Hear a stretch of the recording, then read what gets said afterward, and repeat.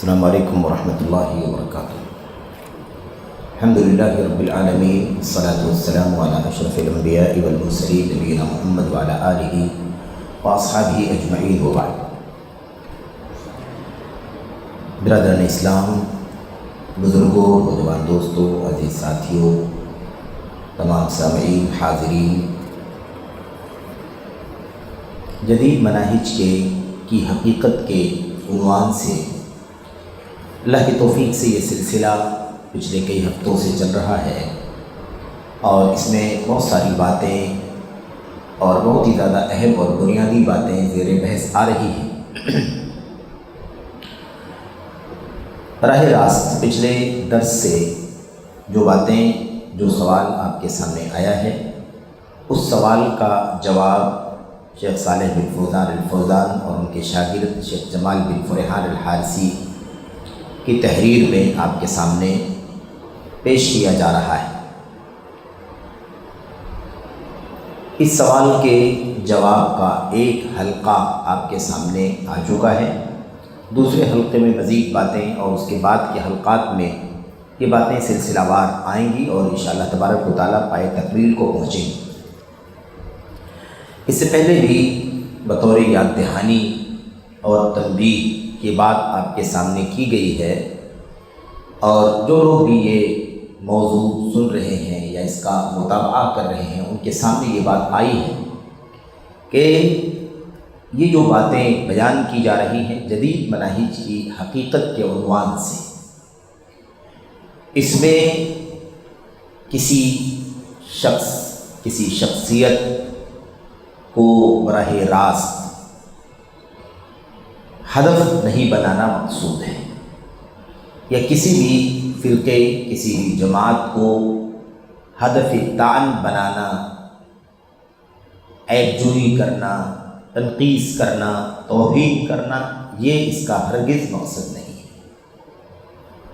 اصل میں یہ وہ راستے ہیں جو راستے کتاب اللہ اور سنت رسول صلی اللہ علیہ وسلم، سلف صالحین کی سیرت اور طریقے سے ٹکراتے ہیں، اس کے معارض ہیں، منافی ہیں، مخالف ہیں، اس لیے اس کی وضاحت کی جا رہی ہے، اور اس میں خیر خواہی کا جذبہ، نصح کا جذبہ ہے۔ مقصد یہ ہے، بتانا یہ ہے کہ دیکھو میرے بھائیوں، بزرگوں، احباب، کہ یہ عقائد، یہ نظریات یا یہ راستہ سلف صالحین کے راستے کے خلاف، اس لیے سویرا ہو یا دیر ہو چکی ہو، بہر صورت ہماری اور آپ کی ذمہ داری ہے کہ ہم ان عقائد کے ساتھ، ان نظریات کے ساتھ، سلف امت کے راستے کے خلاف اس راستے یا ان راستوں کے ساتھ یوں ہی نہ زندگی گزاریں جیسے اب تک گزار رہے ہیں، بلکہ نظر ثانی کریں، اس کا صحیح انداز میں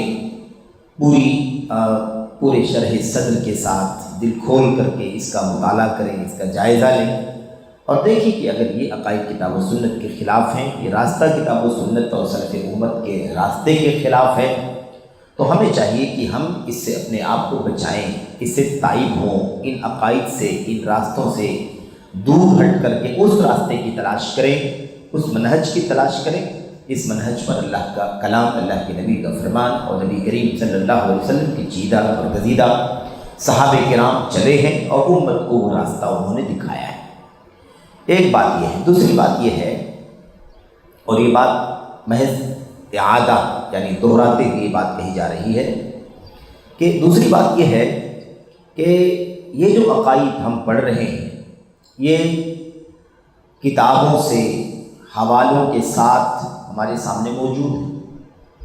کہتے ہیں کہ من کتب القوم، یعنی جن کے بارے میں گفتگو ہو رہی ہے ان کی کتابوں میں، ان کے بڑوں کی کتابوں میں، ان کی تحریروں میں یہ چیزیں موجود ہیں۔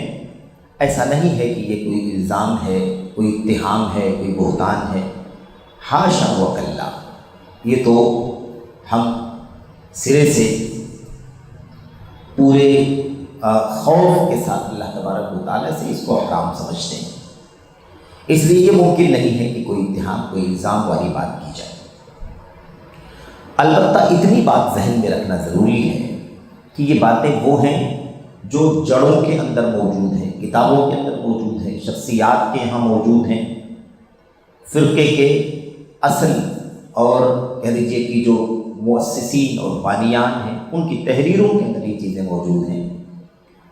آج ہم ان فرقوں اور ان جماعتوں کے افراد پر اسے فٹ نہ کریں، یعنی یہ نہ سوچیں کہ اس جماعت سے یا اس فرقے سے نسبت رکھنے والا ہر آدمی اس عقیدے کا ہے۔ ایسا ممکن ہے کہ اس عقیدے پر وہ نہ ہو، اس عقیدے کا اسے علم نہ ہو، یا وہ مثال کے طور پر اس سے پورے طور پر ناواقف ہو، ایسا ممکن ہے۔ تو اس کا یہ مطلب یہ نہیں ہے اس گفتگو کا کہ ہم گویا کہ اس فرقے یا اس پارٹی کے، اس جماعت کے ہر فرد پر ہم یہ تھوڑ رہے ہیں کہ دیکھو یہ سب کے سب اسی عقیدے پر چل رہے ہیں۔ یہ ان کی جماعت اور ان کے فرقے کے بنیادی علماء کے یہاں موجود ہیں، مؤسسین کے یہ عقیدے موجود ہیں۔ تو عوام کے اندر وہ چیز پورے طور پر پائی جاتی ہو، پریکٹیکلی ہماری آنکھوں کے سامنے ہو، یہ کوئی ضروری نہیں، لیکن یہ بات طے ہے کہ جس سے نسبت ہے اس کا یہ عقیدہ ہے، جس سے نسبت ہے اس کا یہ راستہ ہے، جس سے نسبت لوگ رکھ رہے ہیں ان کے ہاں یہ عقائد، یہ نظریات، یہ افکار اور یہ قابل ملاحظہ چیزیں مستند دلائل اور حوالوں کی روشنی میں پائی جاتی ہیں۔ اور یہ ہمارے لیے بہت بڑی فکر کی بات ہے کہ ہم جس جماعت سے، جس فرقے سے نسبت رکھتے ہیں اس کے عقائد میں یا اس کے بنیادی علماء، بنیادی لوگوں کے عقائد میں یہ باتیں موجود ہیں۔ تو اس اعتبار سے ہمیں اس مسئلے کو سمجھنا ہے، اور مقصد صرف اور صرف یہ ہے کہ اللہ تبارک و تعالیٰ ہمارے تمام بھائیوں کو جو نئے راستوں سے جڑے ہوئے ہیں، سلف صالحین کے اس پرانے راستے سے ہٹ کر جو نئے راستے چل رہے ہیں، ان راستوں سے جو بھی جڑے ہوئے ہیں انہیں چاہیے کہ وہ اپنے راستے کو چیک کریں، اپنے منہج کو کتاب و سنت اور سلف امت کے منہج کے مطابق جانچیں، پرکھیں، جو اس کے مطابق ہوں شرح صدر کے ساتھ قبول کر، جو اس کے خلاف ہوں بلا تعصب، بلا جمود کے اس سے باز آ جائیں اور اللہ تبارک و تعالیٰ کی حمد کریں، اس کا شکریہ ادا کریں۔ تو ہماری اور آپ کی ذمہ داری یہ ہے۔ اچھا، یہ بات بطور تنبیہ آپ کے سامنے ذکر کی گئی۔ اس سے پہلے جو باتیں ہم لوگوں نے پڑھی ہیں وہ یہ تھی کہ مصنف نے یہ بات نقل کی تھی اس سے پہلے شیخ جمال بن فرحان الحارثی نے شیخ سعد بن عبد الرحمن المسیب جو مشہور عالم ہیں سعودی عرب کے، ان کی کتاب کے حوالے سے یہ بات لکھی تھی کہ انہوں نے صفحہ نمبر 70 میں یہ بات لکھی ہے کہ فرقہ تبلیغ کا عقیدہ یہ ہے کہ وہ فقہی مسلک میں احناف ہیں، اور اس پر گفتگو ہو چکی ہے کہ بغیر عصبیت کے علم حاصل کرنے میں کوئی حرج نہیں ہے۔ معیار، اصول، ضابطہ اللہ کی کتاب، نبی کی سنت، سلف صالحین کی فہم ہے، اس کے مطابق ہی ہمیں مسائل کو سیکھنا اور سمجھنا ہے۔ جو اس کے خلاف ہے، کیسے باشد کائنم من کان کوئی بھی ہو، ہم اسے خاطر میں نہیں لاتے۔ اگر اسے کوئی چوک اور غلطی بھی ہوئی ہے تو ہم اللہ تبارک و تعالیٰ سے مغفرت کی دعا کر کے اس عالم کے لیے، اس امام کے لیے جس سے وہ چوک ہوئی ہے آگے بڑھ جاتے ہیں، اور اللہ تبارک و تعالیٰ سے دعا کرتے ہیں کہ ہم اور آپ سب کے سب اللہ کی کتاب اور نبی کی سنت اور صحابہ کرام کے طریقے پر چلیں اور اس کی کوشش کریں۔ اللہ تعالیٰ ہمیں اس کی توفیق دے۔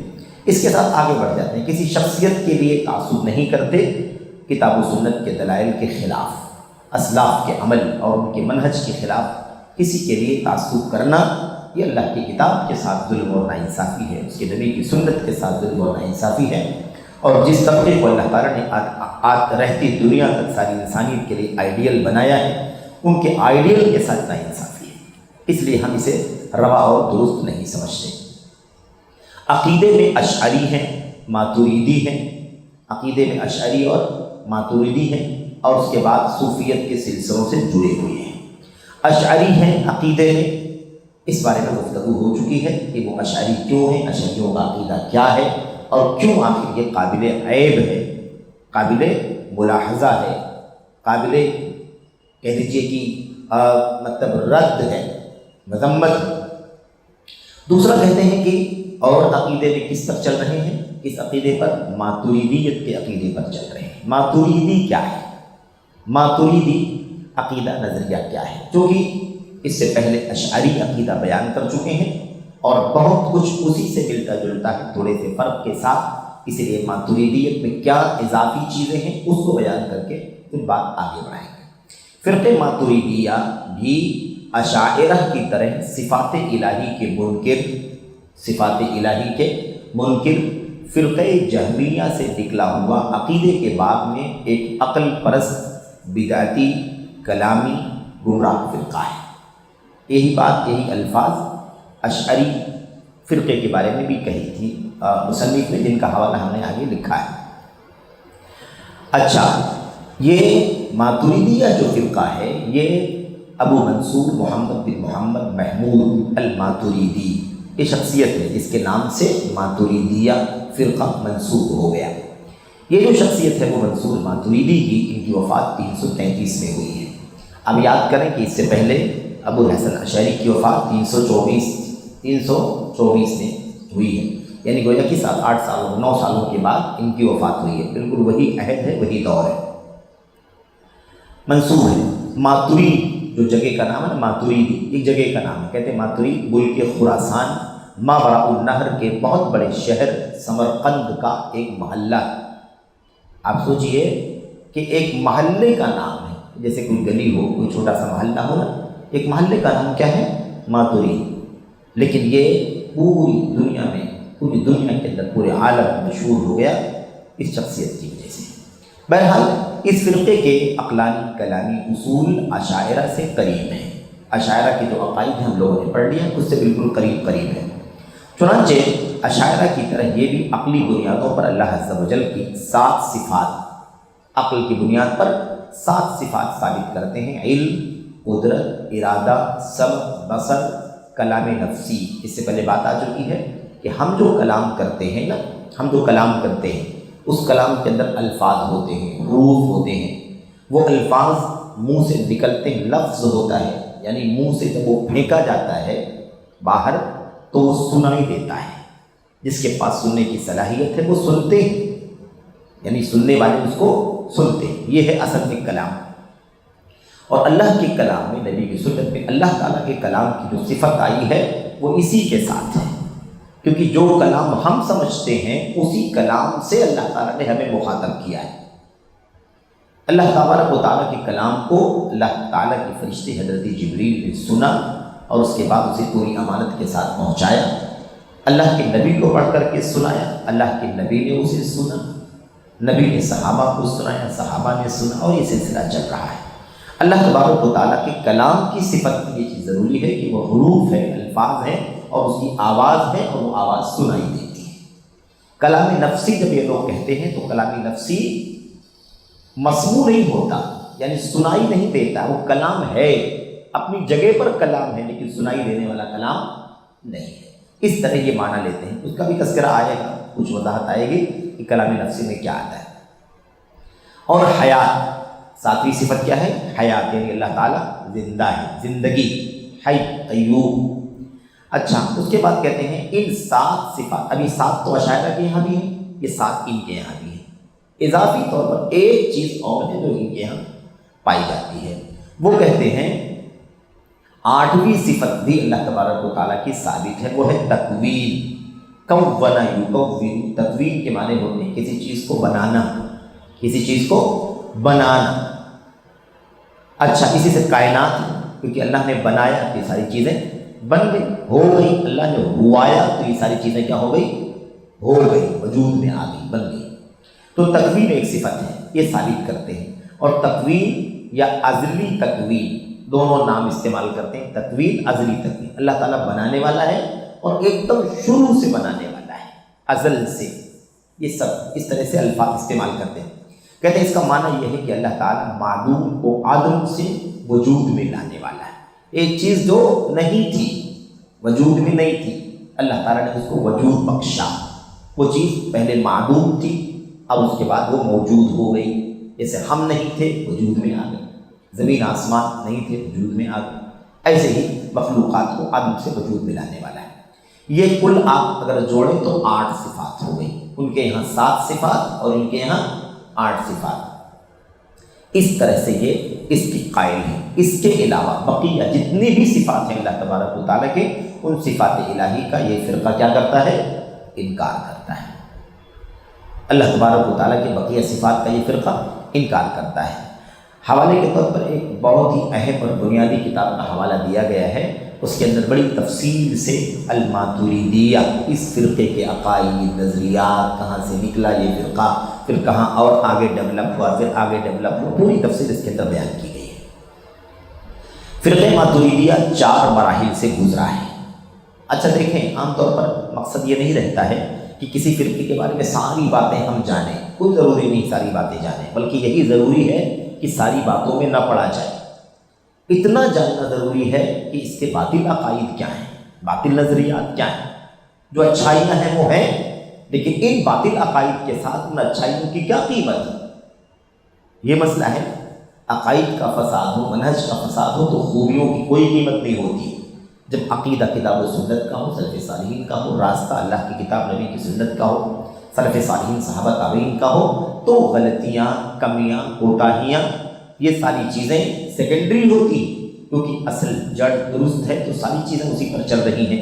اگر کہیں انسان ہونے کے ناطے، بشر ہونے کے ناطے وہ غلطیاں ہیں تو ان غلطیوں کو نظر انداز کیا جاتا ہے، وضاحت کے ساتھ یہ غلطیاں ہیں، ان سے ہمیں بچنا چاہیے۔ لیکن جب عقائد اور منہج ہی میں فساد ہے تو پھر خوبیوں کی کوئی قیمت نہیں ہے۔ یہ ساری چیزیں، یہ خوبیاں بھی ناقابل اعتبار ہیں، اسے بیان نہیں کیا جائے گا، اس کی پذیرائی نہیں کی جائے گی۔ اس پر شیخ بات کر چکے ہیں اس سے پہلے کسی سوال کے ضمن میں۔ بہرحال فرقہ ماتریدیہ 4 مراحل سے گزرا ہے، 4 مرحلے ہیں اس کے۔ ایک مرحلہ ہے تاسیس، بنیاد پڑھنے کا، فاؤنڈیشن۔ دوسرا مرحلہ ہے تکوین و تشکیل، یعنی کیا مطلب، اس کو فاؤنڈیشن کے بعد اس کو کیا کرنا، اس کو وجود میں لانا، اس کو ڈیولپ کرنا، اس کو بڑھانا، اس کو بنانا۔ تیسرا مرحلہ ہے تالیف اور اصول سازی، یعنی اس کے اصول اور پرنسپل کو، اس کے اہداف کو، مقاصد کو تیار کرنا کہ ان اہداف اور مقاصد پر، ان اصولوں پر یہ فرقہ کام کرے گا۔ اب آپ یہی سوچ لیجئے کہ کیا اصول بنانا باقی ہے؟ اللہ کا دین، اللہ کی کتاب میں اترا، نبی کی سنت میں اس کی وضاحت ہو گئی، صحابہ کرام عمل کر چکے۔ جب تک اللہ کے نبی صلی اللہ علیہ وسلم دنیا میں رہے، کوئی نقطہ اللہ کے دین میں، شریعت میں ایسا نہیں ہے جس کی وضاحت اللہ کے نبی نے نہیں فرمائی۔ صحابہ کرام نے اس کو سنا، دیکھا، عمل کیا، امانت کے ساتھ آگے بڑھایا۔ تابعین آئے، انہوں نے اسی نقش قدم پر اپنے آپ کو رکھا، پھر تابعین، خیر القرون، یہ سب اللہ کے دین کے ساتھ، اللہ کا دین اس سارے ادوار میں عملی طور پر گزر چکا ہے، عملی طور پر گزر چکا ہے۔ اب جو کچھ اصول ہیں وہ سارے اصول انہی کتاب و سنت اور سلف امت کی سیرت کے اندر موجود ہیں، ہمیں کوئی نیا اصول کہیں سے لانے کی ضرورت نہیں ہے، لیکن اصول بنائے گئے، تعلیف کیا گیا، جمع کیا گیا۔ اور چوتھا مرحلہ ہے اس کو پھیلانے کا، پاپولر کرنے کا، دنیا کے کونے کونے میں، مختلف ملکوں میں اس کو عام کرنے کا، یہ چوتھا مرحلہ ہے۔ یہ 4 مرحلے ہیں، اور لکھا ہے کہ یہ چوتھا جو مرحلہ ہے یہ سلطنت عثمانیہ کا مرہون ملت ہے۔ یعنی کیا مطلب، یعنی ماتریدیت کا عقیدہ، اشعریت کا عقیدہ سب سے زیادہ جو پروان چڑھا، پھلا پھولا ہے نا، اس کا چرچا بہت دور تک ہوا، اس کے پیچھے کس کا ہاتھ ہے؟ اس کے پیچھے سلطنت عثمانیہ۔ اب اس وقت انشاءاللہ تبارک و تعالیٰ بات کی جائے گی کہ سلطنت عثمانیہ کو خلافت عثمانیہ کہتے ہیں۔ خلافت تو کہنا بالکل درست نہیں ہے، کیونکہ خلافت ایک بہت ہی مقدس نام ہے، لفظ ہے، اور اس کی جڑ کے اندر اللہ کی توحید ہے، اس کی جڑ میں نبی علیہ الصلوۃ والسلام کی سنت ہے، اس لیے ہر کسی حکومت کو خلافت کا نام دے دینا بالکل درست نہیں۔ میرے بھائیو، سلطنت ایک الگ چیز ہے، سلطنت کا مطلب ہوتا ہے ایک حکومت، لیکن خلافت کہنا اس کا مطلب یہ ہے کہ وہ ایک بہت ہی زیادہ رسالت و نبوت کے بعد جو صاف ستھرا شفاف دین کا ماحول قائم رہا، اس کو ہی ہم کہیں بھی استعمال کر رہے ہیں، یہ مناسب نہیں۔ خیر، تو بات آئے گی کہ سلطنت عثمانیہ کے دور میں کس طرح کے عقائد تھے، کس طرح کے نظریات تھے، کیا کیا تھا۔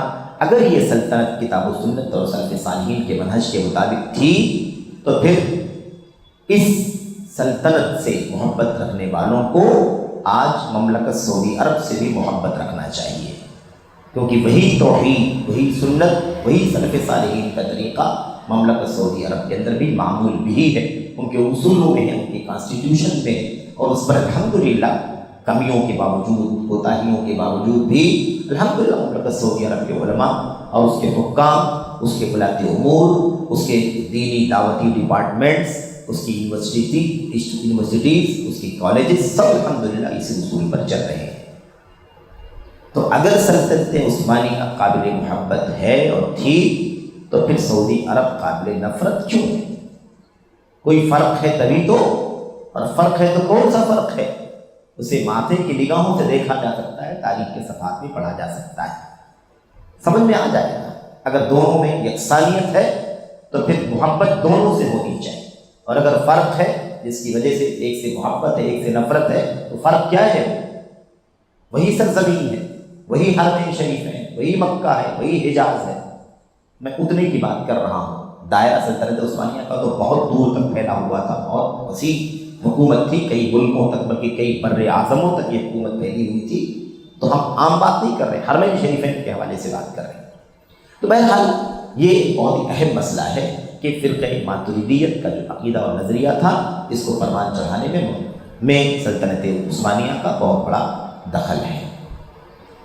خیر، اس فرقے کی معروف شخصیات کون ہیں؟ دیکھیے، سب سے پہلے تو اس کے مؤسس اور بانی ہیں۔ سب سے معروف شخصیت کون ہے اس فرقے کی؟ جنہوں نے اس کو قائم کیا ہے، جنہوں نے اس کی فاؤنڈیشن کی ہے، یعنی محمد بن محمد محمود بن محمود ماتریدی سمرقندی، جن کی وفات 333 ہجری میں ہوئی، جنہیں اس فرقے کے لوگ امام الہدا، اس فرقے کے لوگ امام الہدا کہتے ہیں، یعنی ہدایت کے پیشوا، اور امام المتکلمین وغیرہ القاب سے جانتے ہیں۔ امام المتکلمین یہ نام خود بتلاتا ہے، یہ نام خود بتلاتا ہے کہ ان کا عقیدہ کیا ہے، ان کا نظریہ کیا ہے، اور جن لوگوں کے یہ امام ہیں ان کا عقیدہ اور نظریہ کیا ہے۔ کلام والے، اس سے پہلے سلسلہ تذکرہ آیا تھا کہ کلام یا علم کلام یا تکلم کسے کہا جاتا ہے؟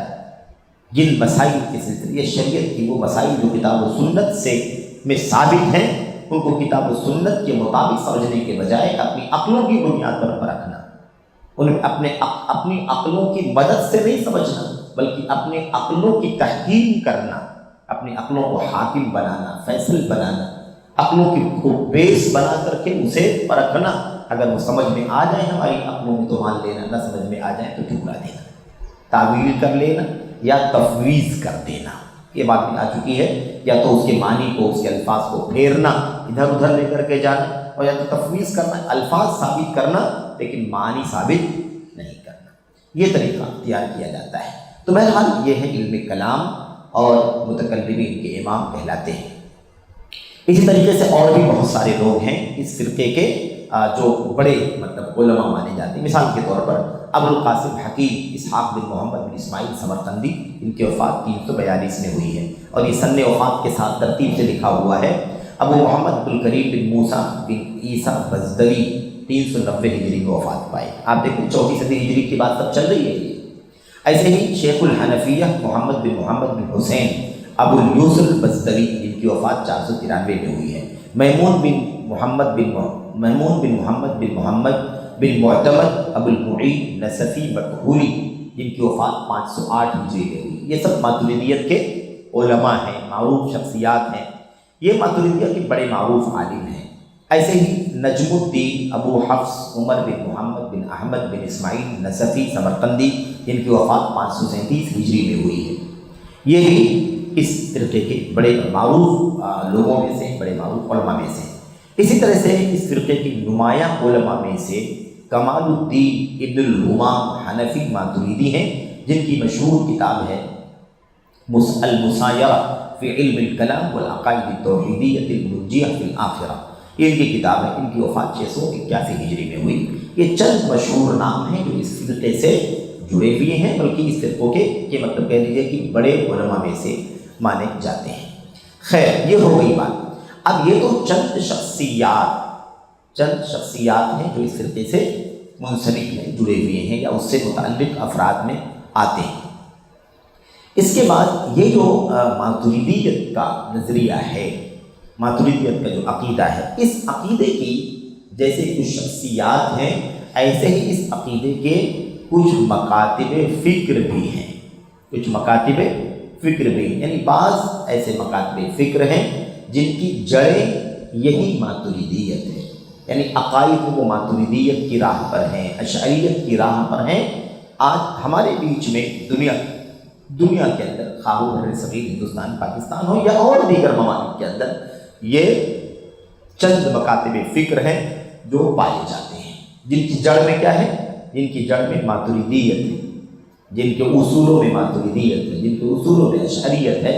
یہ کہتے ہیں شخصیات کے علاوہ بر صغیر کے کچھ مدارس یعنی مکاتب فکر یعنی وہی ایک نظریہ رکھنے والے لوگ بھی دعوت ماتریدیت کے علم بردار ہیں، یعنی وہ اپنی دعوت میں ماتریدیت پھیلاتے ہیں، ماتریدیت کی دعوت دینے والے ہیں وہ۔ نمبر 1، پہلا جو مکتب فکر ہے وہ مدرسے یا مکتب فکر ہے بریلویت کا۔ بریلویت کا مکتب فکر جس کا قیام سن 1272 ہجری میں ہوا، سن 1272 ہجری میں ہوا۔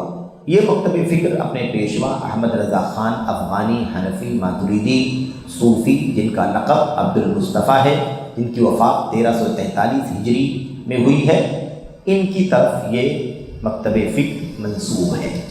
یہ مکتب فکر کس سے نسبت رکھتا ہے؟ انہی سے نسبت رکھتا ہے۔ اس مکتب فکر کے یہاں کھلے ہوئے شرک اور قبر پرستی وغیرہ کی دعوت موجود ہے، کھلے ہوئے شرک اور قبر پرستی کی دعوت موجود ہے۔ اسی طرح سے یہ لوگ اہل سنت و جماعت کو کافر قرار دینے کے ساتھ اپنے ہم فکر دیوبندیوں سے بھی سخت عداوت و دشمنی رکھتے ہیں، بلکہ انہیں بھی کافر قرار دیتے ہیں۔ یعنی گویا کہ یہ جو مکتب فکر ہے جس کے عقیدے کے اندر ماتریدیت ہے، اشعریت ہے، یہ اپنے سوا سب کو کافر قرار دیتا ہے، اپنے سوا سب کو کافر قرار دیتا ہے۔ اور اس کے لیے اس مکتب فکر کے علماء کی کتابیں، جو ان کے بانی ہیں پیشوا احمد رضا خان صاحب، ان کی کتابیں ہیں، ان کتابوں کو پڑھا جائے تو اس کے بہت سارے شواہد، بہت ساری مثالیں، بہت سارے حوالے اس کے اندر موجود ہیں، جس میں وہ بڑی صراحت کے ساتھ کافر قرار دیتے ہیں۔ بلکہ جن کو یہ کافر قرار دیتے ہیں انہیں جو کافر نہ سمجھے انہیں بھی کافر سمجھتے ہیں، جن کو یہ کافر قرار دیتے ہیں ان کو کافر نہ کہنے والوں کو بھی یہ کیا سمجھتے ہیں؟ کافر سمجھتے ہیں۔ یہ ان کا نظریہ ہے۔ ایک مکتب فکر یہ ہے جو ماتریدیت کے عقیدے کا علم بردار ہے۔ ایسے ہی دوسرا جو مکتب فکر ہے وہ مکتب فکر دیوبند اور ندوہ کا ہے۔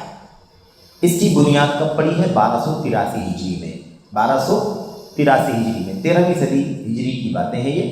دیکھیے اس سے پہلے 1272 میں ان کا قیام ہوا ہے اور 1283 میں، یعنی 11 سال کے بعد اس مکتب فکر کا وجود ہوا۔ اس مکتب فکر کے یہاں علم حدیث اور اس کی شروح وغیرہ کے اہتمام کے ساتھ، یعنی کیا مطلب؟ یہ جو مکتب فکر ہے اس کے یہاں علم حدیث کی خدمت بھی ہے۔ اس کی خدمت ہے، علم حدیث کی خدمت ہے۔ حدیثوں کی شرح بہت سارے علماء نے لکھی ہے، بہت سارے علماء نے باقاعدہ شرح لکھی ہے۔ صحیح بخاری کی شرح لکھی ہے، ابو داؤد کی شرح لکھی ہے، ترمذی کی شرح لکھی ہے، اور بھی بہت ساری کتابوں کی شرح لکھی ہے حدیث کی۔ تو حدیث، علم حدیث، شروح حدیث کی خدمت موجود ہے اس فرقے کے یہاں، یعنی اتنی بڑی کہہ لیجیے کہ خوبی ان کے یہاں پائی جاتی ہے، یعنی علم حدیث کی خدمت کا بڑا کارنامہ ان کے یہاں موجود ہے۔ لیکن اس کارنامے کے باوجود، اس خدمت کے باوجود بھی ان کے عقائد کا کیا حال ہے دیکھیں۔ کہتے ہیں اس کے اہتمام کے ساتھ علم کلام اور عقل پرستی کا بھرپور رجحان ہے۔ بذل المجہود ہے کہ نہیں، جو خلیل احمد سہارنپوری کی شرح ہے سنن ابو داؤد کی، ایسے ہی انور شاہ کشمیری کی شرح بخاری شریف کی، فیض الباری کی عنوان سے، ایسے ہی اور بھی کتابیں ہیں، خیر بطور مثال میں آپ سے ذکر کر رہا ہوں۔ تو حدیث اور علم حدیث کی شرح کے باوجود بھی آپ دیکھیے کہ عقل پرستی کا رجحان پایا جاتا ہے۔ یہ حضرات صوفیت، خالص صوفی ہیں، ان کے یہاں صوفیت پائی جاتی ہے۔ صوفیت کیا ہے اس کا تذکرہ آگے والے لفظ کی شرح میں آ رہا ہے۔ بلکہ ان میں بہت سارے لوگوں کے یہاں قبر پرستانہ بدعات بھی پائی جاتی ہیں، یعنی وہ بدعتیں جس کا تعلق عمل سے ہی نہیں ہے بلکہ قبر پرستی والی بدعتیں، جن بدعتوں کا تعلق عقیدے سے، یعنی عقیدے والی بدعت۔ بدعت کسے کہتے ہیں؟ جس کی اصل دین کے اندر نہ ہو۔ اب اس چیز کی اصل دین میں نہیں ہے، اس کا تعلق عمل سے بھی ہو سکتا ہے، عقیدے سے بھی ہو سکتا ہے، وہ بدعت تو بدعت ہے۔ تو عقیدے والی بدعت یعنی قبر پرستانہ بدعتیں بھی پائی جاتی ہیں، جیسا کہ ان کے ایک عالم دین خلیل احمد سہارنپوری کی کتاب المہند علی المفند اس پر شاہد ہے، مشہور کتاب ہے، اس کے اقتباسات بھی آگے آئیں گے انشاءاللہ۔ دیوبندیوں کے یہاں عقیدے کی اہم ترین کتاب ہے یہ کتاب، جو مکتب فکر دیوبند ہے ان کے یہاں یہ اہم ترین کتاب ہے۔ اسی طرح ندویت بھی ماتریدی عقیدے میں دیوبندیت سے مختلف نہیں ہے، کیونکہ اصل مکتب فکر تو دیوبندیت ہے جو دیوبند سے نکلا مثال کے طور پر، لیکن اس عقیدے کے اسی نظریے کے بہت سارے ادارے ہیں، بہت سارے مدارس ہیں، بہت سارے جامعات ہیں، تو اسی نظریے کے ساتھ وہ ادارے بھی کام کر رہے ہیں، چل رہے ہیں۔ یہ دوسرا مکتب فکر ہے۔ تیسرا مکتب فکر جو ہے وہ ہے کوثریت۔ کوثریت، اب بعض چیزیں اصل میں ایسی ہوتی ہیں نا کہ جب اس پر گفتگو کی جاتی ہے بعض مسائل پر یا بعض موضوعات پر، تو بعض چیزیں وضاحت کی ہوتی ہیں، اس کی وضاحت ہو جاتی ہے، اور بعض چیزیں نئی معلوم ہوتی ہیں جس سے معلوم نہ ہونا بھی نہیں چاہیے، لیکن شرح کے ذریعے اس کو بتانا بھی پڑتا ہے۔ اب ہو سکتا ہے کہ آپ کوثریت نہ جانتے، لیکن اب اس کے ذریعے سے کوثریت بھی جان جائیں، تو ایک ایسی چیز ہے جس کو جو معلوم نہ تھی اور معلوم ہونا ضروری بھی نہیں تھا، کیونکہ یہ چیز یہاں کی نہیں، لیکن کتابیں ان کی ہمارے بیچ میں موجود ہیں، ان کے نظریات کتابوں کے ذریعے سے پھیل رہے ہیں، وہ ذہن یہاں بھی بن رہا ہے بہت سارے لوگوں کے یہاں جو کتابوں میں ان کے لکھا ہوا ہے، اس لیے یہ باتیں بتانی پڑتی ہیں اور اس کا تذکرہ آ جاتا ہے۔ کوثریت، اس کا قیام کب ہوا ہے؟ 1296 میں، 1296 میں۔ تو آپ دیکھیے 72 اور اس کے بعد 83 اور اس کے بعد 96، یعنی تینوں مکاتب فکر کے بیچ میں کل 9 سال 10 سال 12 سال کا فرق ہے۔ اس مکتب فکر، یہ مکتب فکر جو ہے نا، اس کا بانی کون ہے؟ کوثریت، کوثر اس کی نسبت کیوں پڑی؟ اس کا جو بانی ہے وہ ہے محمد زاہد کوثری۔ محمد زاہد کوثری جرکسی علاقے کا نام ہے جہاں یہ رہتے تھے، جرکس، اسی لیے ان کو جرکس بھی کہا جاتا ہے اس علاقے کو، اس جگہ کو، اور اسی اعتبار سے جرکسی نسبت ہے۔ اور شرکس بھی کہا جاتا ہے اس جگہ کو، تو اس حساب سے کوئی جرکسی دکھتا ہے ان کے نام کے ساتھ میں، کوئی شرکسی دکھتا ہے، بہرحال جگہ کے نام کے اعتبار سے۔ ماتریدی، ان کی وفات کب ہوئی ہے؟ 1371 میں، 1371 میں ان کی وفات ہوئی، یعنی گویا کہ ابھی 1444 چل رہا ہے کہ نہیں، 60-70 سال پہلے ان کی وفات ہوئی ہے۔ یہ لوگ کون لوگ؟ یہ جو کوثری مکتب فکر کے لوگ ہیں، یہ لوگ امامان اسلام، اور سب سے اہم بات بیان کی جا رہی ہے، امامان اسلام یعنی اسلام کے جو بڑے بڑے ائمہ ہیں۔ ہم لوگ بہت سارے نام سنتے ہیں نا، بلکہ یہ تو امامان اسلام لکھا ہے، امامان اسلام سے پہلے امام اسلام اس معنی میں کہ بھائی صحابہ کرام ہی کے دور سے اسلام کے بڑے بڑے علماء، صحابہ کرام میں بڑے بڑے علماء، علماء صحابہ تھے، علماء تابعین تھے، علماء تبع تابعین تھے، پھر بعد کے دور کے علماء ائمہ رہے، تو یہ سب کے سب اسلام کے ہی تو امام ہیں۔ اس اعتبار سے زمانے کی تعین کے بغیر عام بات کہی گئی ہے کہ اسلام کے اماموں پر کیا کرتے ہیں؟ یہ طعن و تشنیع کرتے ہیں، طعن و تشنیع کرتے ہیں، ان کے عیب جوئی کرتے ہیں، ان کی بے عزتی کرتے ہیں، ان پر الزام لگاتے ہیں، ان کا مقام گھٹاتے ہیں، ہے نا، ان کی تنقیص کرتے ہیں، یہ ان کا طریقہ ہے۔ اور آئے گی بات، اور اس میں شاید ساری تفصیلات نہ آئیں، لیکن اگر آپ زاہد کوثری کی کتاب اگر آپ اٹھا کر کے دیکھیں گے تو حیران ہو جائیں گی، کوئی آدمی اسلام سے نسبت رکھنے والا، صحابہ کرام، تابعین، تبع تابعین، ائمہ، محدثین، پہلی، دوسری، تیسری، چوتھی، پانچویں، چھٹی، ساتویں، آٹھویں ہجری اور آج تک کے بڑے بڑے علماء کے خلاف اتنی گندی زبان استعمال کر سکتا ہے، آدمی کو یقین نہیں آئے گا کہ ایک آدمی دین اور عقیدے کے نام کی خدمت کرنے والا اسلام کے اماموں کے بارے میں اتنی گندی زبان استعمال کر سکتا ہے۔ اس کی مثالیں بھی انشاءاللہ تبارک و تعالیٰ آئیں گی۔ ہم نے شروع میں ہی کہا کہ اس میں کوئی چیز بہتان نہیں ہے، اور بہتان حرام ہے، اور ہم پورے ایمان و عقیدے کے ساتھ بہتان نظام کو حرام سمجھتے ہیں، کسی بھی صورت میں اسے روا نہیں سمجھتے، جائز نہیں سمجھتے۔ کیا ہے؟ امامان اسلام پر طعن و تشنیع کرتے ہیں، ان پر لعنت اور ان سے شدت عداوت میں معروف ہے۔ لان تان کرتے ہیں اور دشمن بڑی سختی سے بہت سخت دشمنی رکھتے ہیں اماموں سے، انہیں مجسمہ اور مشبہہ قرار دیتے ہیں۔ یعنی کیا کہتے ہیں؟ کہتے ہیں یہ لوگ مجسمہ ہیں، مشبہہ ہیں، یعنی اللہ تبارک و تعالیٰ کے لیے جسم ثابت کرنے والے ہیں۔ بھئی اللہ تعالیٰ نے اگر اپنے کلام میں کہا ہے کہ میرا چہرہ ہے تو ہم چہرہ ثابت کریں کہ نہ کریں؟ کریں گے۔ ہاتھ ثابت کیا، ثابت کریں گے کہ نہیں کریں گے؟ کریں گے۔ اللہ نے آنکھ ثابت کی ہے، آنکھ ثابت کریں گے کہ نہیں کریں گے؟ کریں گے۔ سننا، دیکھنا ہے کہ نہیں؟ نزول، پڈلی ہے کہ نہیں؟ ایسی کتنی چیزیں اللہ تعالیٰ نے ثابت کی۔ اب ہم جب اس کو ثابت کرتے ہیں کہ اللہ کا چہرہ ہے، اللہ کے ہاتھ ہیں، اللہ کا قدم ہے، اللہ تعالیٰ کی پڈلی ہے، اللہ دیکھتا ہے، اللہ سنتا ہے، تو کیا کہتے ہیں؟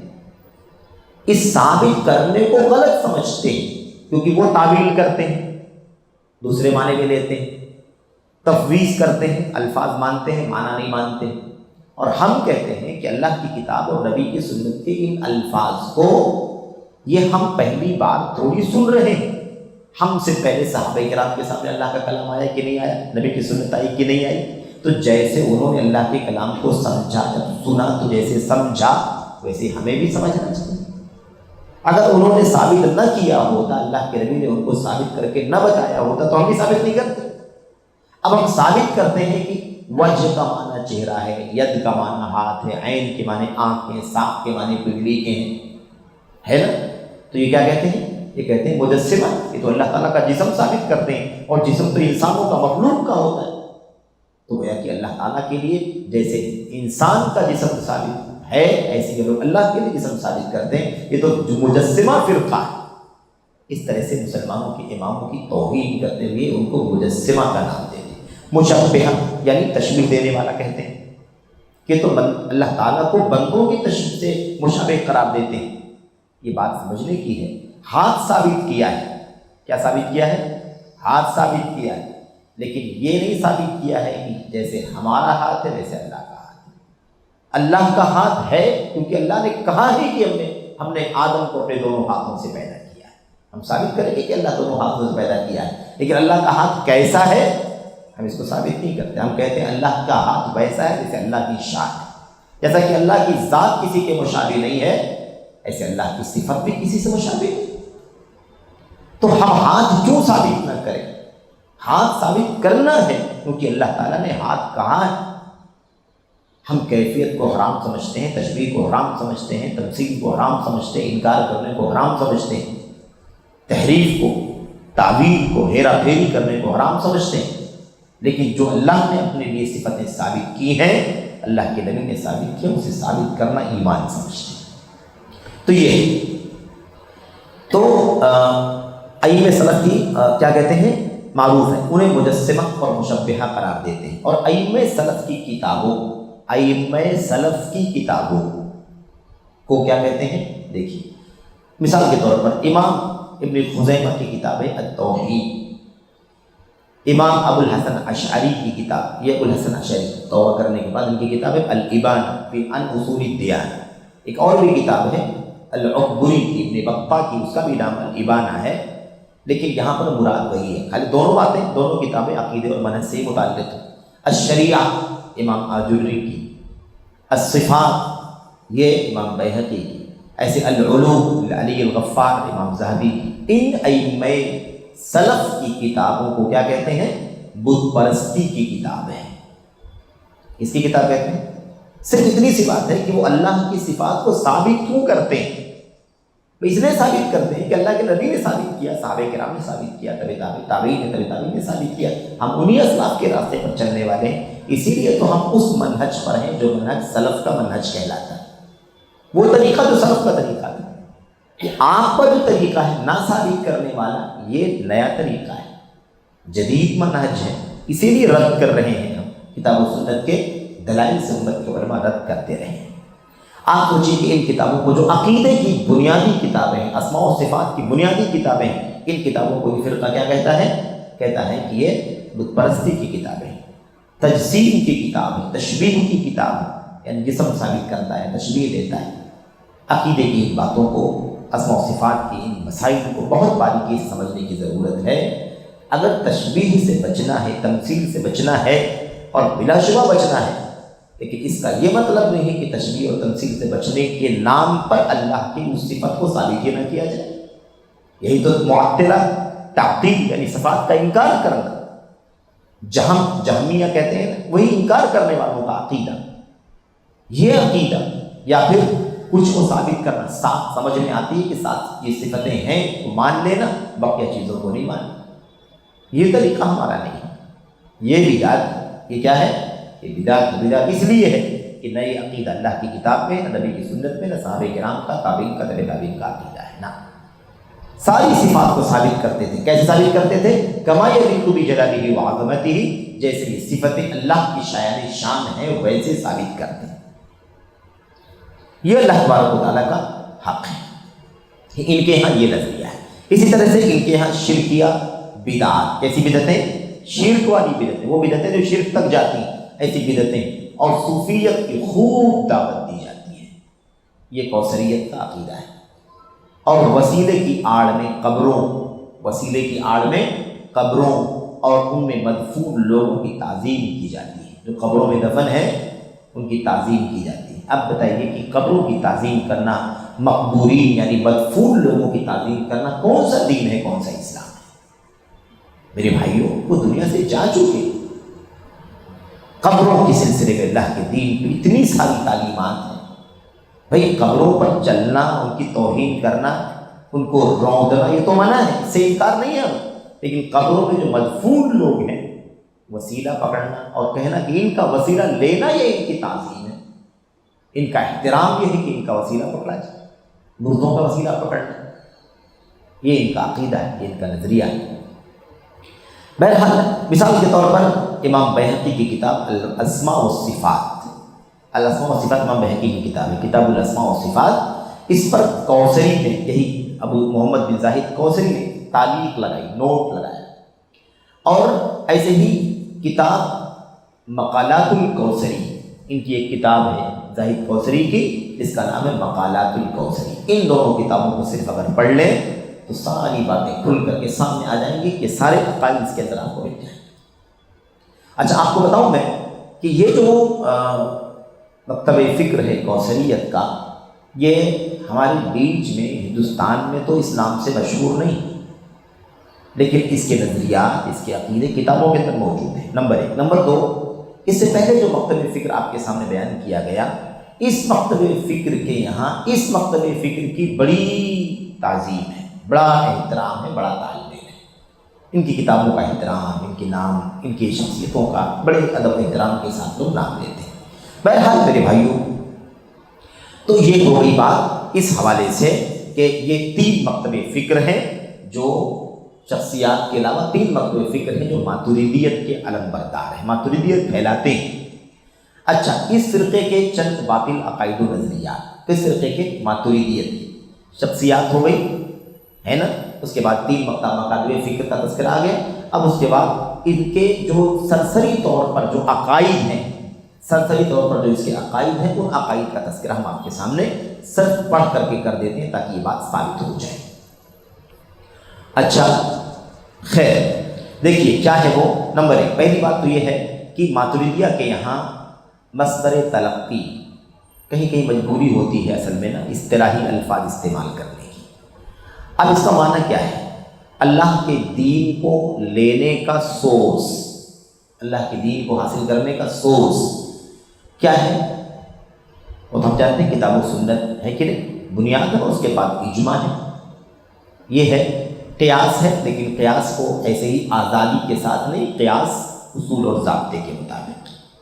تو ماتریدیہ کے یہاں شریعت کے حاصل کرنے کا جو سورس ہے، اس کے اعتبار سے دین کے اصولوں کی دو قسمیں ہیں، دین کے اصولوں کی دو قسمیں۔ ہمارے یہاں ایک ہی قسم ہے، کتاب اللہ، سنت رسول سے، اجماع سے، قیاس سے سارے مسائل لیے جائیں گے۔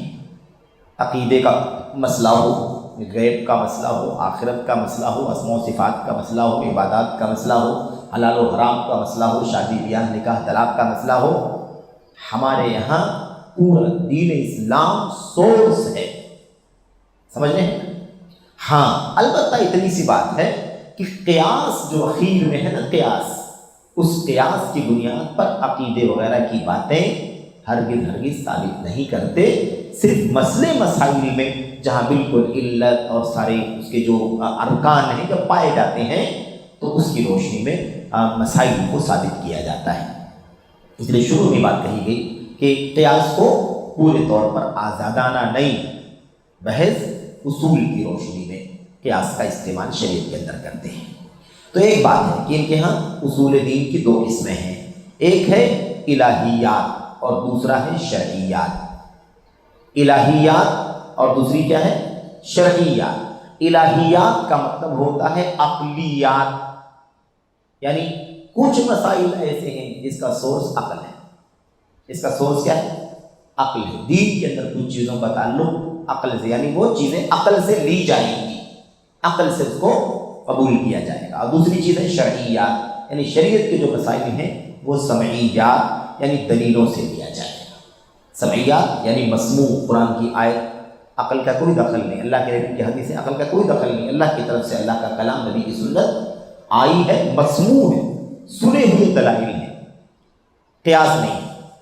اب یہ تقسیم جو انہوں نے کیا ہے الہیات اور شرعیات کی، اور ایک کو عقلیات کہا، ایک کو سمعیات کہا، یہ تقسیم کتاب و سنت کے اندر، سلف امت کے اندر نہیں ہے۔ یہ تقسیم کہاں سے آئی ہے؟ فلسفیوں کی طرف سے آئی ہے، فلاسفہ وہی عقل پرستوں کی طرف سے تقسیم آئی ہے جو ان کے یہاں پائی جاتی ہے۔ دوسرا عقیدہ یہ ہے کہ ماتریدیہ کا دوسرا نقطہ ماتریدیہ کا عقیدہ یہ ہے کہ توحید اور صفات الہی کا باب عقلیات کے قبیل سے ہے۔ کتنی عجیب بات ہے، کتنی عجیب بات ہے، آپ خود سوچیں، ایک بچہ بھی سمجھ سکتا ہے کہ توحید کا موضوع، توحید کا چیپٹر، اللہ کی صفات کا چیپٹر کس سے تعلق رکھتا ہے ان کے یہاں؟ عقلیات سے۔ بھئی ہم تصور نہیں کر سکتے تو کیسے اپنی عقل سے اللہ کی صفات نکال سکتے ہیں؟ آپ بتائیے۔ اللہ کی صفات کو ویسے ہی جیسے اللہ نے قرآن میں بیان کیا، نبی نے بیان کیا، ویسے ہی مان لینا چاہیے کہ اس کو عقل کی بنیاد پر پرکھنا چاہیے۔ اگر ہم نے کسی چیز کو دیکھا ہے تب تو ہم اپنی عقل کا استعمال کر کے کوئی رائے، مشورہ، نظریہ قائم کر سکتے ہیں، لیکن اللہ تبارک و تعالیٰ کو ہم نے دیکھا ہی نہیں، بالغیب ایمان رکھتے ہیں اللہ تبارک و تعالیٰ پر، اس کے نام، اس کے اسماء و صفات کے ذریعے سے، تو ہم اپنی عقل کے ذریعے کیسے پرکھ سکتے ہیں بتائیے؟ تو اب حیرت کی بات یہ ہے کہ اللہ تبارک و تعالیٰ کی توحید اور صفات الہی کا باب کس سے تعلق رکھتا ہے ان کے یہاں؟ عقلیات کی طرف سے، یعنی پورا عقل اور قیاس کی بنیاد پر، اور یہ براہ راست عقل سے ثابت ہوتا ہے۔ اس میں شریعت عقل کے تابع ہے۔ شریعت کس کے تابع ہے؟ عقل کے نیچے ہے۔ شریعت عقل کے نیچے، عقل شریعت کے نیچے نہیں ہے، بلکہ شریعت عقل کے نیچے ہے۔ یعنی شریعت میں کوئی چیز آئی ہے، کوئی آیت ہے، کوئی حدیث ہے، تو ہم پہلے اس کو اپنی عقل کے مطابق پرکھیں گے۔ اگر سمجھ میں آ جائے تو ٹھیک ہے، نہیں سمجھ میں آئے کہ تو ہماری عقل اوپر رہے گی، شریعت اس کے نیچے رہے گی، یہ مطلب ہے اس کا۔ ایسے تیسرا نقطہ کیا ہے؟ ان کے یہاں یعنی ماتریدیوں کے یہاں نبوت، عذاب قبر اور اخروی امور یعنی آخرت، یوم الآخر، یہ امور شرعیات یعنی سمعیات کے قبیل سے ہیں۔ کس میں سے ہیں؟ یہ شرعیات کے قبیل سے ہیں، ان میں عقل کی گنجائش نہیں۔ ٹھیک ہے، آپ دیکھیں نبوت میں عقل کی گنجائش نہیں، عذاب قبر میں عقل کی گنجائش نہیں، آخرت میں کیا ہوگا عقل کی گنجائش نہیں، تو اللہ تبارک و تعالیٰ کے اسماء اور صفات میں عقل کی گنجائش کیسے ہو جائے گی؟ یہ عجیب و غریب بات ہے، کیسے تقسیم کر دیا گیا اسے؟ بہرحال کہتے ہیں ان میں عقل کی کوئی گنجائش نہیں، جبکہ بعض لوگوں نے نبوت کو عقلیات کے قبیل سے قرار دیا ہے، یعنی وہ ان میں بھی اختلاف ہے، ماتریدیوں میں بھی اختلاف ہے۔ کچھ لوگوں نے کہا ہے کہ نبوت کا جو معاملہ ہے اس کا تعلق کس سے ہے؟ عقلیات سے، اس کو بھی عقیدے کے باب میں لے کر کے گئے عقلیات کے ذریعے سے۔ چوتھا مسئلہ یہ کہ عقلیات کی مذکورہ تقسیم، یہ جو تقسیم ہے نا سمعیات اور عقلیات، شرعیات اور الہیات، تقسیم جو کیا ہوا ہے، کہتے ہیں کہ اس کی تقسیم کی بنا پر اگر ان کے یہاں قرآن کریم اور متواتر سنت کے نصوص، قرآن کریم اور متواتر سنت کے دلائل، متواتر سنت کون سی ہوتی ہے؟ کوئی حدیث کوئی بات حدیثوں کے اندر بہت سارے لوگوں نے روایت کیا ہو، 10 20 50 100 200 لوگوں نے روایت کیا ہو، اس کو کیا کہتے ہیں؟ متواتر، یعنی اتنے لوگوں نے اس کو بیان کیا ہے کہ ہمارے ذہن میں شبہ نہیں آ سکتا ہے کہ سب کے سب مل کر کے غلط بول رہے ہوں گے، جھوٹ بول رہے ہوں گے، سب متفق ہو کر کے جھوٹ بول رہے ہوں گے، ایسا ہم کبھی نہ سمجھیں، مطلب ایسا ممکن نہیں کہ ہم سمجھیں، کیوں اتنے سارے لوگوں کا جھوٹ پر اتفاق کر لینا پاسبل نہیں ہے۔ اس کا مطلب یہ بات کیا ہے؟ پکی۔ تو کہتے ہیں کہ قرآن کریم اور متواتر سنت کی جو دلائل ہیں قطعی الثبوت اور قطعی الدلالت ہوتے ہیں، یعنی کیا مطلب؟ اس سے جو بات ثابت ہوگی پکی ثابت ہوگی، اس سے جو بات معلوم ہوگی وہ کیا ہوگی؟ بالکل قطعی، یقین، ڈاؤٹ فل نہیں، شک شبے کی بات نہیں رہے گی اس کے اندر، یعنی ان کی عقل کے مطابق ہوتے ہیں، تب تو وہ اسے یقینی سمجھ کر عقیدے کی اس بات میں حجت مانتے ہیں۔ یہ مطلب ہے سمجھنے کا۔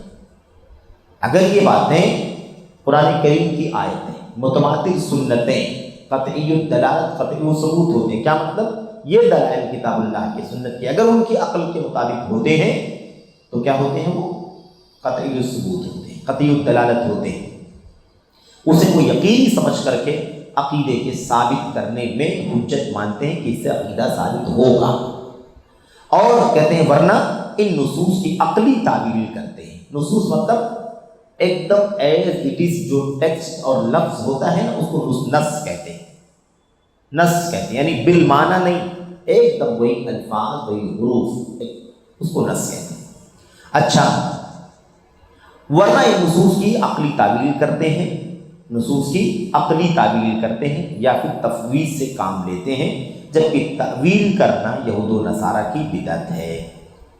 تعویل کرنے کا کام کس نے شروع کیا؟ پہلے یہودیوں نے، عیسائیوں نے تورات کو بگاڑا ہے نا، تعویل کیا، انجیل کو بگاڑا، تعویل کیا، یہ ان کا کام ہے، جو جہمیہ اور معطلہ میں آ گئی ہے۔ جہمیہ معطلہ اللہ کی صفات کے انکار کرنے والے فرقے ہیں، یہ اللہ کی صفات کا انکار کرنے والے فرقے، ان لوگوں میں وہ یہودیوں اور عیسائیوں کا طریقہ آیا، ان فرقوں کے یہاں۔ اور اسلام میں تمام تر بدعات اسی تعویل کا نتیجہ ہے، ان جتنی بدعتیں ہم دیکھ رہے ہیں نا سب تعویل کے نتیجے میں وجود میں آئی ہیں۔ یہ اچھا، تفویض بھی سراسر باطل ہے۔ تفویض یعنی معنی ثابت نہیں کرنا، وجہ جس کا معنی ہے چہرہ، ید جس کا معنی ہے ہاتھ، عین جس کا معنی ہے آنکھ، ساق جس کا معنی ہے پنڈلی، استوا جس کا معنی ہوتا ہے بلند ہونا۔ اب یہ کہتے ہیں کہ نہیں، استوا مانیں گے، ید مانیں گے، وجہ مانیں گے، ساق مانیں گے، عین مانیں گے، لیکن اس کا معنی کیا ہے اللہ جانتا ہے۔ اس کا معنی کیا ہے اللہ کے حوالے ہے۔ کیوں؟ عربی زبان کا لفظ نہیں ہے، یہ عربی زبان کا ہی تو لفظ ہے۔ یہ قرآن عربی میں اترا ہے کہ نہیں اترا ہے؟ بلسان عربی مبین، قرآن کریم واضح عربی زبان میں اترا ہے۔ عربی زبان جاننے والوں کو یہ قرآن کریم مخاطب کرتا ہے، تو یہ الفاظ عربی زبان میں استعمال ہیں، جس معنی میں استعمال اسی معنی میں تو سمجھیں گے، کس معنی میں سمجھیں گے؟ کیوں تفویض، کیوں تعویل؟ یہ ہے وہ گڑبڑی جو سلف کے راستے سے ہٹنے کی وجہ سے ان کے یہاں آئی ہے، اور یہ ایسی غلطیاں ہیں جو پورے دین میں سرایت کی ہوئی ہیں، کیونکہ ایک جزوی غلطی نہیں، اصولی غلطی۔ اب تعویل کا عقیدہ بن گیا تو ہر جگہ تعویل، تفویض کا عقیدہ بن گیا ہر جگہ تفویض۔ یہ اللہ جانتا ہے، اس کا معنی اللہ جانتا ہے، اس کا معنی اللہ جانتا ہے، ہم نہیں ثابت کریں گے۔ تو یہ تفویض بھی انکار ہی کی ایک شکل ہے۔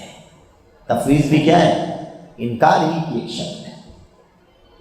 بہرحال تو یہ چیز ہے، یہ بھی کیا ہے؟ سراسر باطل ہے۔ اس سے تدبر قرآن و سنت کا بطلان، قرآن و سنت کے میں تدبر کرنا باطل ہو جاتا ہے، اور انبیاء اور رسول علیہ السلام کی تجہیل لازم آتی ہے۔ یعنی یہ لازم آتا ہے کہ انبیاء نہیں جانتے تھے، رسول نہیں جانتے تھے، الفاظ بتائے معنی نہیں بتلایا، الفاظ بتلا دیے معنی نہیں بتائیے، تو یہ لازم آتا ہے نا اس کا۔ الفاظ سے کیا حاصل ہوگا اگر اس کے معنی کو ہم نہ سمجھیں؟ رہا مسئلہ سنت احاد کا، یعنی وہ سنت جو متواتر نہیں ہے، یعنی جس بات کو بہت سارے صحابہ نے، بہت سارے راویوں نے روایت نہیں کیا، بلکہ ایک آدمی نے روایت کیا، ایک آدمی نے روایت کیا، ایک راوی نے روایت کیا ہے، کہتے ہیں رہا اس کا مسئلہ تو وہ ان کے یہاں شرعی احکام یا عقائد میں مطلقاً معمول بھی اور قابل استدلال نہیں ہے۔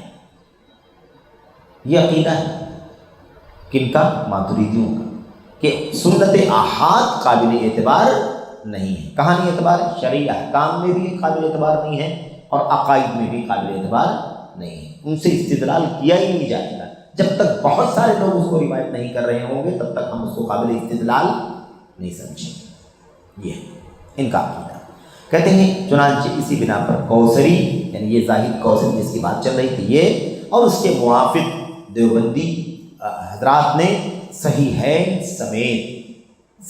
سمیت بعض کتب سنت نیز حماد بن سلمہ اور عثمان بن سعید الدارمی جیسے ائمہ سنت پر طعن و تشنیع بھی کیا ہے۔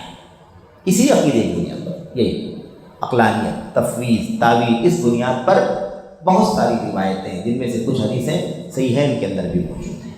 ایسے ہی ان لوگوں پر حماد بن سلمہ اور عثمان بن سعید دارمی جو چوٹی کے ائمہ ہیں، چوٹی کے علماء ہیں، ان لوگوں پر انہوں نے طعن و تشنیع کیا ہے۔ پانچویں بات یہ ہے کہ یہ لوگ لغت اور قرآن و سنت میں مجاز کے قائل ہیں۔ مجاز جانتے ہیں نا، ایک ہوتا ہے حقیقت اور ایک ہوتا ہے مجاز۔ حقیقت بالمقابل مجاز ہے، یعنی کیا مطلب؟ حقیقت نہیں ہے، مجازی طور پر کہیں ہے نا۔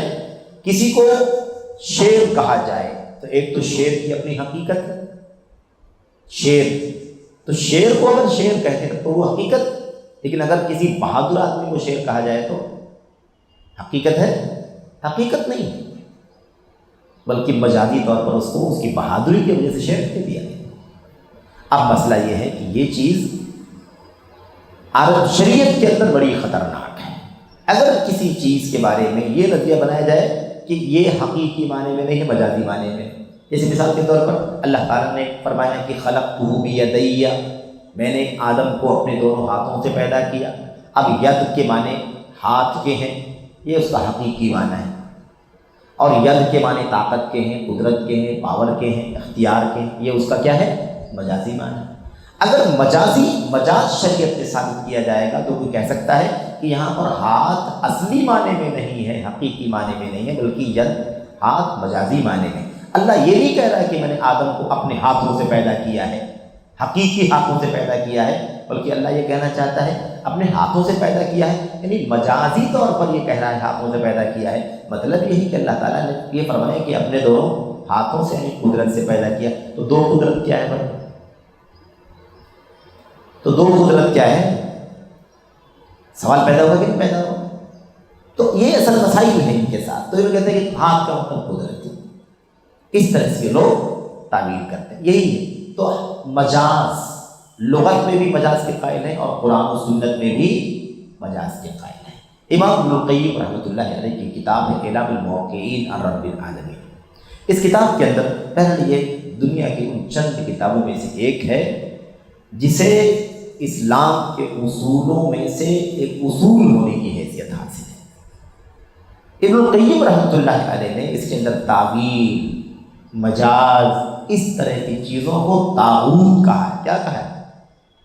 کسر الطاغوت الاول، کسر الطاغوت الثانی، پہلے طاغوت کو توڑنا، دوسرے طاغوت کو توڑنا، پہلے طاغوت کو توڑنا، مجاز کے طاغوت کو توڑنا، دوسرے طاغوت کو توڑنا، یعنی تعویل کے طاغوت کو توڑنا۔ ایسے بہت سارے طاغوت طواغیت بیان کیے ہیں۔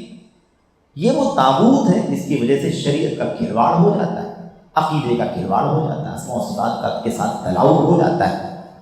بہرحال میرے بھائی وقت بھی زیادہ ہو رہا ہے، میں ختم کر رہا ہوں۔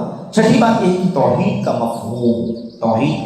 مفہوم یہ ہے کہ اللہ تعالیٰ اپنی ذات میں اکیلا ہے، نہ اس کا کوئی ٹکڑا ہے، نہ حصہ ہے، وہ اپنی صفات میں تنہا ہے، اس کا کوئی مشابہ نہیں، اپنے افعال میں تنہا ہے، چیزوں کے ایجاد میں اس کا کوئی شریک نہیں۔ نیز ان کے یہاں الہ کا معنی ایجاد کرنے پر قدرت رکھنے والے کے، یہ ہے مسئلہ۔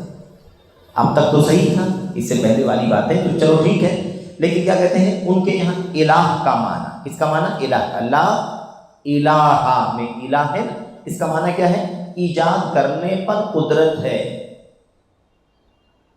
ایجاد کرنے پر، پیدا کرنے پر، جو چیز ہے ہی نہیں اس کو وجود میں لانے کی قدرت ہے اللہ تبارک و تعالیٰ کو۔ تو معنی کیا بن جائے گا؟ لا الہ الا اللہ یعنی لا موجود لا موجد الا اللہ، یا لا قادر علی الایجاد الا اللہ، اللہ تبارک و تعالیٰ کے سوا کوئی وجود میں لانے پر قادر نہیں ہے۔ کیا یہی معنی ہے؟ اس میں کس کو اختلاف ہے؟ فرعون قارون چند لوگوں کو چھوڑ دو تو ساری دنیا قائل ہے کہ اللہ تعالیٰ ہی نے سارے سب کو پیدا کیا ہے۔ چند ناستک کو چھوڑ دو، سیوبین کو، کمیونسٹوں کو چھوڑ دو، تحریوں کو، تو ساری دنیا میں یہ کسی کو اختلاف نہیں ہے۔ اختلاف یہی ہے عبادت، بندگی، سجدہ، رکوع، قیام، یہ سر پیشانی کس کے سامنے جھکی، یہ سب سے بڑا مسئلہ ہے۔ تو لا الہ، الہ کا معنی کیا ہے؟ ایجاد کرنے پر قدرت رکھنے والا، یہ معنی لیا ان لوگوں نے۔ بہرحال ساتویں بات کیا ہے؟ اللہ کے ناموں میں، اب اللہ کے نام تو سب ہے نا کتاب و سنت کے اندر دلائل سے ثابت ہیں، وہی نام ہے۔ اسماء و صفات پر ایمان کا معنی یہی ہے کہ جو اسماء و صفات اللہ تعالیٰ نے کتاب میں، نبی کی سنت میں ثابت کیے ہیں، اس کو ویسے ہی تسلیم کیا جائے، نہ اس میں گھٹایا جائے، نہ اس کو اس میں کسی چیز کا اضافہ کیا جائے۔ کیونکہ جو نام اللہ نے اپنا بتایا نہیں، ہم کوئی نام کیسے اللہ کو دے سکتے ہیں؟ ارے بھائی، ہم میں سے کوئی آدمی اپنے نام کے سوا کوئی نام پسند نہیں کرتا ہے، کسی کو کوئی کسی اور نام سے پکارے تو ناراض ہو جاتا ہے، تو کہ اللہ تبارک و تعالیٰ کو ہم نام دیں گے؟ کیوں نام دیں گے؟ اللہ کے سینکڑوں نام ہیں، تو اللہ نے بتایا اپنے کلام کے اندر، نبی کی سنت کے اندر۔ تو یہ لوگ اللہ کے ناموں کے علاوہ چند نام اپنی طرف سے اللہ تبارک و تعالیٰ کو دیتے ہیں۔ یہ بھی خطرناک عقیدہ ہے کہ نہیں عقیدہ؟ پھر تو ہر آدمی اپنے حساب سے اللہ تعالیٰ کا نام بنا لے، یہ بڑا خطرناک ہے۔ کیا ہے؟ صانع۔ صانع کا مطلب بنانے والا، کاریگر۔ اب اللہ نے یہ بنایا، اللہ نے وہ بنایا، زمین بہت اچھی بنائی، آسمان بہت اچھا بنایا، تو نام کیا رکھ دیا؟ صانع۔ ایسے کیا نام رکھا؟ قدیم، پرانا ہے اللہ تبارک و تعالیٰ۔ یہ کیا بات ہے؟ اگر اللہ تبارک و تعالیٰ کے بارے میں ہم یہ کہنا چاہتے ہیں کہ اللہ تعالیٰ کب سے ہے ہمیں نہیں معلوم ہے، تو یہ کہنے کے لیے قدیم کا یہ گھٹیا لفظ کام آ سکتا ہے؟ کہ اللہ تعالیٰ کے لیے یہ نام، یہ لفظ اللہ کی شان شان ہوگا؟ جب یہ لفظ نہیں تھا اس سے پہلے اللہ تبارک و تعالیٰ ہے کہ نہیں؟ کان اللہ ولم یکن شیء قبلہ، اللہ ہی تھا، اللہ سے پہلے کوئی چیز نہیں۔ تو یہ الفاظ قدیم وغیرہ کیوں لاتے ہو؟ کس آیت میں ہے اس کا ثبوت؟ کس حدیث میں اللہ کے نبی کی ثبوت ہے کہ اللہ کا نام قدیم ہے؟ کہیں یہ نام نہیں ہے تو کیسے؟ الحاد ہے، یہ کیا ہے؟ الحاد ہے، الحاد ہے۔ وَذَرُوا الَّذِينَ وَلِلَّهِ الْأَسْمَاءُ الْحُسْنَى فَادْعُوهُ بِهَا وَذَرُوا الَّذِينَ يُلْحِدُونَ فِي أَسْمَائِهِ سَيُجْزَوْنَ مَا كَانُوا يَعْمَلُونَ۔ اللہ کے پیارے پیارے نام جو اللہ نے بتلا دیے، انہی ناموں سے اللہ کو پکارو۔ اللہ کے ناموں میں الحاد مت کرو، اور جو لوگ الحاد کرتے ہیں ان کو چھوڑ دو، اللہ تعالیٰ قیامت کے دن ان کو بدلہ دے گا جس کے وہ لائق ہیں۔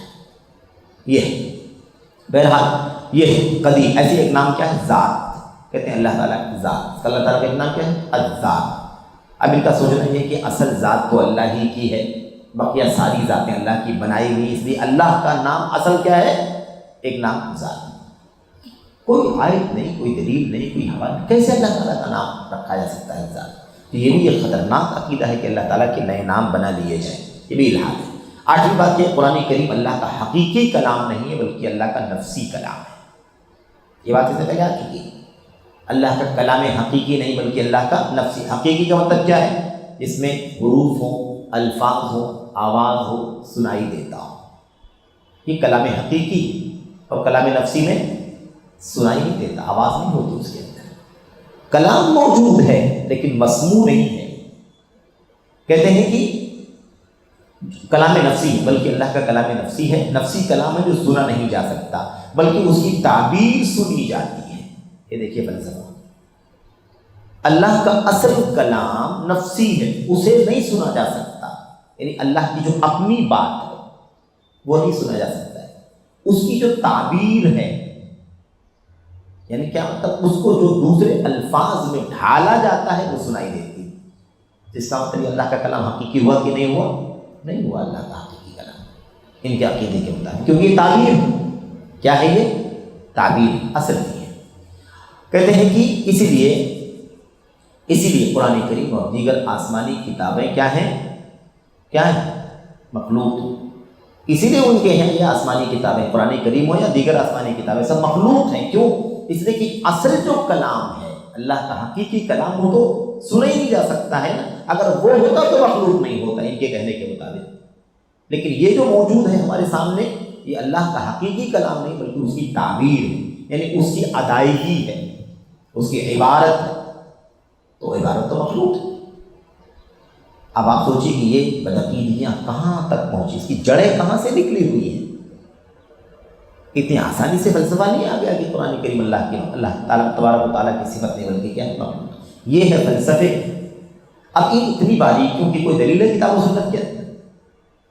اللہ تبارک و تعالیٰ کے کلام کی آیت صریح ہے، اللہ فرماتا ہے میں نے بات کیا، اللہ نے بات کیا ہے کہ تو پھر کیسے ہم کہہ سکتے ہیں کہ اللہ کا کلام نہیں ہے بلکہ اللہ کی کلام کی تعبیر ہے؟ یہ فلسفے، یہ باریکیاں، اس کی کوئی دلیل نہیں ہے۔ ایمان صرف دل کی تصدیق کا نام ہے، ایمان صرف کس کا نام ہے؟ دل کی تصدیق کا نام۔ اور یہ جو الفاظ آپ سن رہے ہیں، ایک ایک نقطہ، ایک ایک نقطے پر ایک ایک گمراہی موجود ہے۔ اب پہلے والے میں کلام حقیقی نہیں لفظی ہے، کتنی بڑی بدعت ہے، اللہ تعالیٰ کی کلام کو، قرآن کریم کو مخلوق والی بدعت، یہ عقیدہ فاسد۔ یہ جو نقطہ ایمان صرف دل کی تصدیق کا نام ہے، یعنی دل میں یقین ہونا چاہیے کہ اللہ کے سوا کوئی عبادت کیا ہے، مثال کے عمل کی ضرورت، عمل کی ضرورت نہیں، مرجیہ کا عقیدہ، ایمان کو عمل سے الگ کر دیا گیا، عمل کو ایمان سے الگ کر دیا گیا، ایمان میں عمل کی ضرورت نہیں۔ تو کیا کہا؟ بعض لوگوں نے اقرار باللسان کو شامل کیا، یعنی اس میں بھی اختلاف ہے۔ کچھ لوگ ماتریدیوں میں سے کہتے ہیں کہ نہیں، دل کی تصدیق بھی ہے اور زبان سے بولنا بھی ہے، زبان سے بولنا بھی ہے، لیکن عمل کسی نے نہیں مانا، عمل کسی نے بھی نہیں کہا کہ عمل بھی ضروری ہے۔ اور صحیح میں کیا ہے؟ عمل ایمان کا حصہ ہے۔ لا الہ الا اللہ کو زبان سے کہنا ہے، اس کے معنی کو اچھی طرح سے سمجھ کر کے دل میں بٹھانا ہے، اس کو تصدیق کہتے ہیں۔ اور اس کے بعد اس کا جو تقاضا ہے، اللہ کے ساتھ کوئی معبود نہیں سچا، تو اب عبادت صرف اللہ کی زندگی بھر کرنی جب تک زندہ رہے۔